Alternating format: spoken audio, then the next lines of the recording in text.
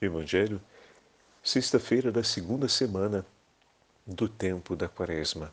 O Senhor esteja convosco, Ele está no meio de nós. Proclamação do Evangelho de Jesus Cristo, segundo São Mateus. Glória a vós, Senhor.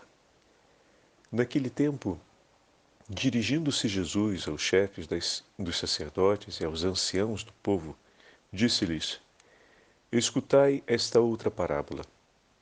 Certo proprietário plantou uma vinha, pôs uma cerca em volta, fez nela um lagar para esmagar as uvas e construiu uma torre de guarda. Depois arrendou-a a vinhateiros e viajou para o estrangeiro. Quando chegou o tempo da colheita, o proprietário mandou seus empregados aos vinhateiros para receber seus frutos. Os vinhateiros, porém, agarraram os empregados, espancaram a um, mataram a outro e ao terceiro apedrejaram. O proprietário mandou de novo outros empregados em maior número do que os primeiros. Mas eles os trataram da mesma forma. Finalmente o proprietário enviou-lhes o seu filho, pensando: ao meu filho eles vão respeitar.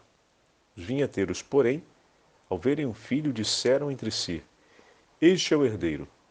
Vinde, vamos matá-lo e tomar posse da sua herança. Então agarraram o filho, jogaram-no para fora da vinha e o mataram. Pois bem, quando o dono da vinha voltar, o que fará com esses vinhateiros?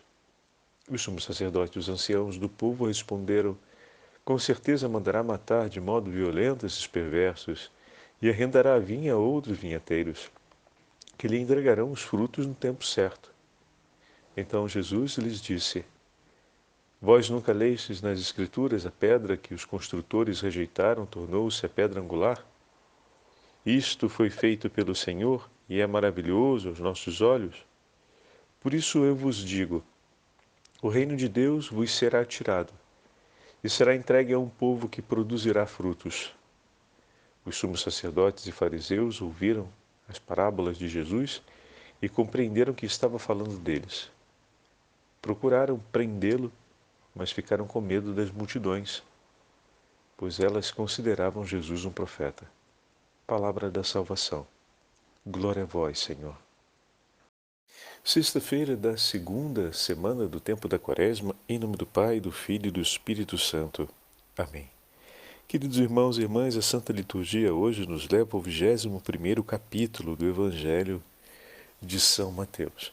E também nos dá a oportunidade de estarmos celebrando a primeira sexta-feira do mês, dia dedicado à memória do Sagrado Coração de Jesus. E a continuidade ou início, vai depender do momento em que cada um está, da devoção das 12 primeiras sexta-feiras do mês em honra ao Sagrado Coração de Jesus, pelas promessas do Sagrado Coração. Então hoje, aqueles que habitualmente ou estão fazendo por uma vez, ou vão começar hoje, as 12 primeiras sextas-feiras do mês, é convidado a participar da Santa Missa, a fazer a confissão. Estamos no período da Quaresma, é um período onde somos chamados a esse itinerário penitencial e a participação ao Santo Sacramento da confissão.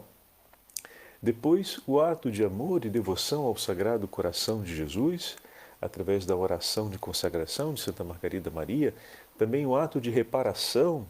O Papa Pio IX escreveu um ato de reparação ao Sagrado Coração de Jesus pelas ofensas, e o canto da ladainha, o canto, pelo modo de dizer, a recitação, da ladainha do Sagrado Coração de Jesus. Então, cumprindo esses atos em amor ao Sagrado Coração, a entrega pessoal, a entrega junto com a entrega da família, e o ato de reparação, somado à participação da missa, somado ainda à confissão, e com a recitação da ladainha, a gente recolhe essa graça das promessas do Sagrado Coração de Jesus em favor dos homens, em favor da salvação dos homens. Hoje a parábola dos vinhateiros homicidas mexe conosco por vários motivos. Um primeiro elemento que é muito forte na parábola é a transparência com a qual Jesus fala. Esse é um tema que eu tenho pego em mais de uma ocasião dentro das nossas meditações. Jesus fala de maneira transparente, direta. Ele não fala com meias palavras. Ele sempre apresenta a verdade. Meu irmão e minha irmã, defender a verdade, permanecer na verdade, nos libertará. Como o Senhor disse, não há nada melhor do que a verdade. Percebam, o Senhor fala diretamente, a descrição, que para nós é muito clara, né, daquilo que está acontecendo. Deus foi rejeitado pelos vinhateiros. Então, o proprietário é Deus, os vinhateiros são os mestres da lei e os fariseus. Os empregados são os profetas, o filho é Jesus. A parábola ela é praticamente uma alegoria porque ela apresenta todos os elementos de uma maneira muito clara, né? Obviamente, não com seus nomes, mas a composição ela é clara. E quando o Senhor então diz, bom, o que o proprietário da vinha faria diante de homens como esse? Os fariseus e escribas conseguem declarar exatamente o que a legislação de Israel, desde Moisés, afirmava a respeito do que deveria ser feito em uma tal situação diante dessas pessoas. E declara com clareza isso diante de todos os que estão ali presentes. E dessa forma se torna muito evidente para a consciência de cada um deles aquilo que está acontecendo. Pois o Senhor diz que essa realidade é a realidade que está se passando naquele momento. Eles estão também jogando para fora da vinha o filho do proprietário, querem se apoderar da sua herança sem amá-lo. Mas a participação na herança divina se dá pela aliança de amor. O Senhor nos quer participando da sua herança, participando do reino. Mas esse vínculo se dará por um vínculo de amor. Entretanto, eles acreditam que podem tomar para si desprezando e odiando. Nós nos tornamos co-herdeiros em Cristo pelo derramamento do seu sangue, pela sua entrega de amor, por ele ter tomado sobre si a nossa indignidade e ter cancelado o preço dessa indignidade, nos dando a sua dignidade como filho do Deus Altíssimo. Então nós participamos por meio da comunhão com o Senhor, mas eles queriam participar sem estarem obrigados ao amor, à comunhão com Deus. Percebam que esse fato se repete ao longo do tempo. Muitas vezes e em muitas circunstâncias existem pessoas que querem a comunhão com Deus, mas não aceitam tudo que Deus pede. Ou seja, não aceitam a comunhão com o próximo. Querem a comunhão com Deus, mas não se comprometem de uma maneira decidida e profunda com os vínculos de amor com a qual o próprio Deus as ama e ama a todas as pessoas. Então a nossa comunhão com o Senhor não basta saber que Deus existe, mas é preciso desejar viver em comunhão com Ele, que essa comunhão seja marcada por aquilo que é próprio, pelas regras que são estabelecidas pelo próprio Deus. E os vínculos dessa comunhão se dão através da aliança no amor. Lembra que nós falamos no início da semana? As medidas foram entregues pelo próprio Senhor. E dentre todas as medidas que podem ser propostas, nenhuma supera aquelas de Deus em eficácia, em finalidade e justiça.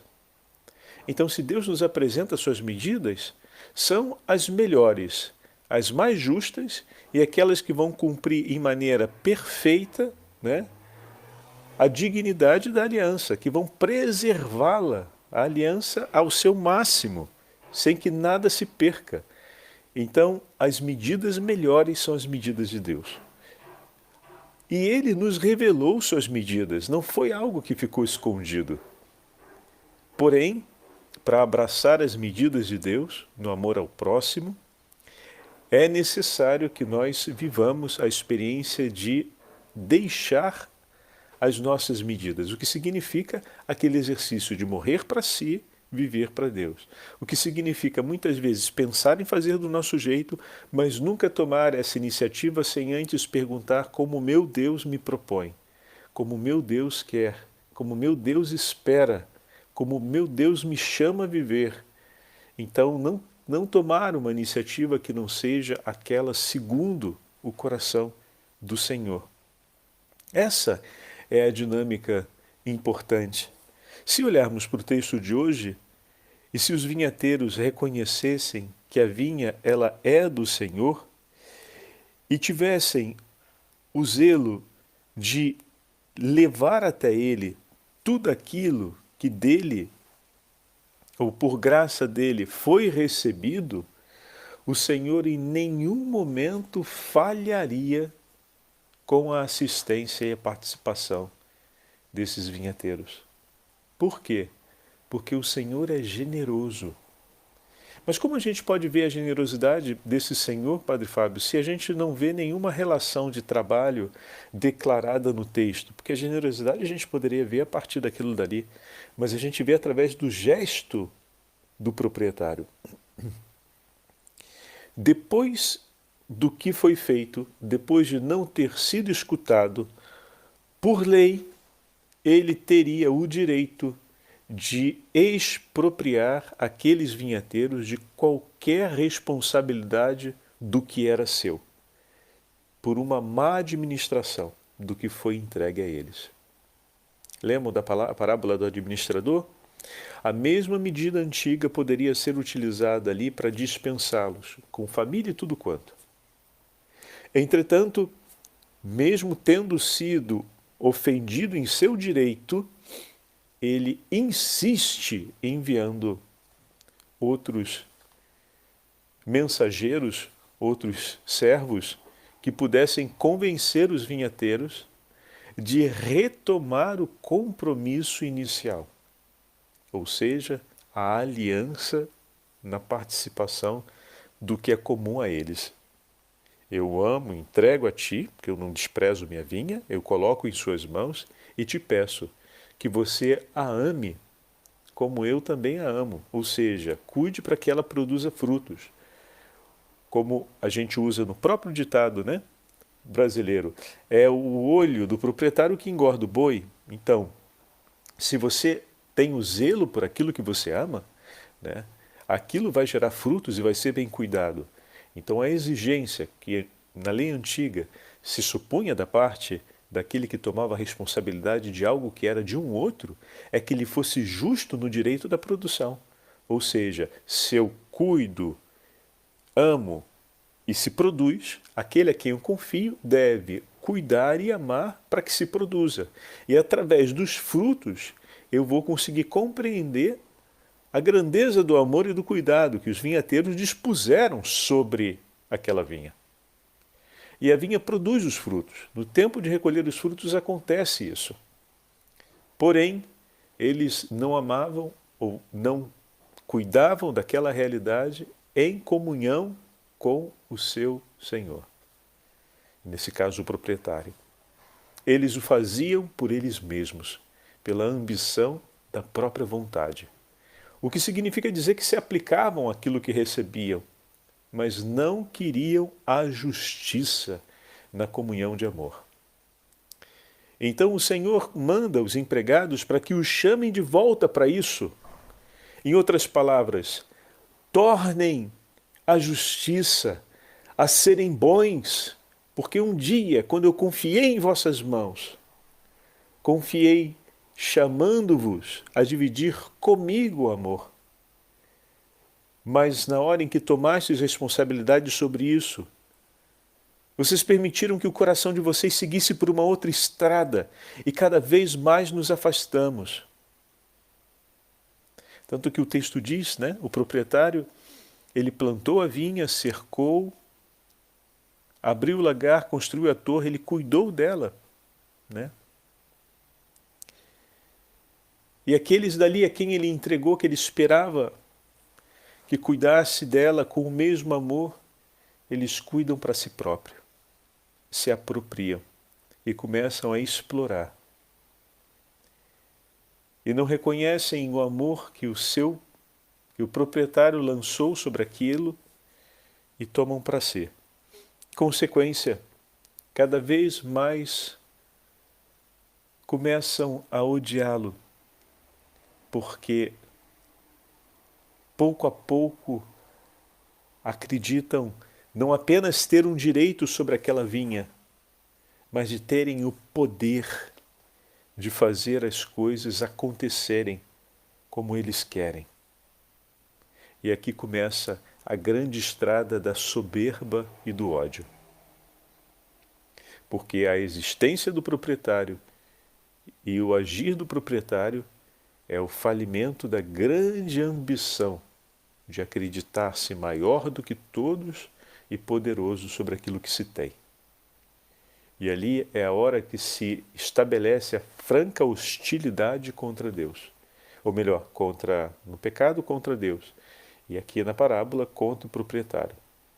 Então, tirar tudo, a não existência dele é o melhor para nossa vontade. A existência dele é o impedimento da nossa vontade, porque haverá sempre a possibilidade dele intervir. E eles começam aqui com esse ódio que chega ao ponto de levar à morte. Mas também a soberba, no final, se torna em ódio e violência. Por isso, aproveitemos o dia de hoje com a memória do Sagrado Coração de Jesus, o coração manso e humilde, amoroso. E diante do texto que ouvimos, peçamos a graça de que esse mesmo coração nos conduza novamente a uma experiência de estreito amor. Senhor, me destes a vida, me ensinastes a amar tudo o que nela está. Eu te bendigo e glorifico por esse dom que é a vida que o Senhor me destes. E que por meio desse dom que eu estou aprendendo a cuidar dia após dia, o Senhor tem me enriquecido de inúmeros outros benefícios e graças. Tudo eu coloco em tuas mãos, Senhor, pois é fruto da obra do seu amor na minha história, na minha vida. Cuida de mim, das minhas mãos, mas de tudo aquilo que o Senhor me confia, porque é teu, Senhor. E que seja glorificado o teu santo nome em cada gesto, em cada ato, em cada realidade que me for entregue. Eu hoje consagro tudo ao teu sagrado coração, fonte e princípio de todo o amor, e te peço que pela dignidade desse coração santíssimo e sustentado pela ação do Espírito Santo, que se move em perfeição nesse santo coração, conduza também, Senhor, cada uma das ações, cada um dos gestos do meu pobre coração. Modela-o segundo a sua vontade e faz dele um instrumento do seu amor para que possa frutificar sempre mais a grandeza dos seus bens no meio dos homens, a fim de que muitos conheçam os frutos do seu amor e desejem amar-te sempre mais. O Senhor esteja convosco, Ele está no meio de nós. pela intercessão da Beatíssima Virgem Maria e pela intercessão de São José e São Miguel Arcanjo, patronos da Santa Igreja, vinha do Senhor, abençoe-vos o Deus Todo-Poderoso, Pai, Filho e Espírito Santo. Amém.